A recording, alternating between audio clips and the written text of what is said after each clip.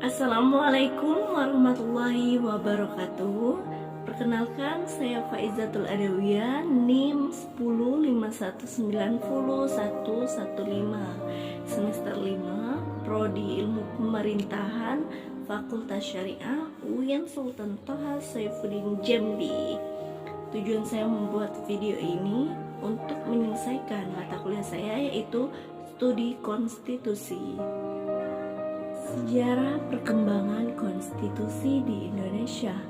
Secara umum terdapat dua konstitusi, yaitu yang pertama konstitusi secara tertulis dan yang kedua yaitu konstitusi secara tidak tertulis.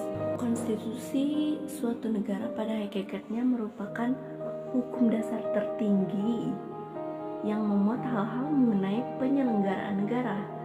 Karenanya suatu konstitusi harus memiliki sifat yang lebih stabil daripada produk hukum lainnya. Jadi penyelenggaraan negara harus dilaksanakan dengan baik daripada produk hukum lainnya. Terlebih lagi jika jiwa dan semangat pelaksanaan penyelenggaraan negara itu juga diatur dalam konstitusi, sehingga perubahan suatu konstitusi dapat membawa perubahan yang besar terhadap sistem penyelenggaraan negara kita Indonesia. Seorang para pendiri Negara Kesatuan Republik Indonesia telah sepakat untuk menyusun sebuah undang-undang dasar sebagai institusi tertulis di suatu negara dengan segala arti dan fungsinya. Sehari setelah proklamasi kemerdekaan Republik Indonesia pada tanggal 17 Agustus 1945, Konstitusi Indonesia sebagai suatu revolusi groundwork telah disahkan pada tanggal 18 Agustus 1945 oleh Panitia Persiapan Kemerdekaan Indonesia (PPKI) dalam sebuah naskah yang dinamakan Undang-Undang Dasar Negara Republik Indonesia.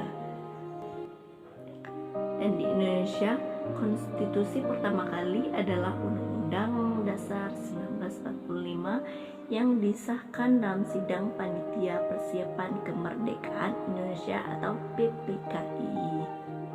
Tuntutan perubahan yang merusuk sejak medio 1970-an mengenai wawancara penggantian kepemimpinan kemudian menemukan momentumnya kembali ketika krisis perekonomian melanda kawasan Asia antaranya yaitu Indonesia, Thailand, Filipina, Korea Selatan. Di tahun 1997, mahasiswa sebagai garda terdepan gerakan reformasi 1998 mengambil momen ini dengan mendorong terjungkalnya Presiden Soeharto dari tumpak kekuasaan.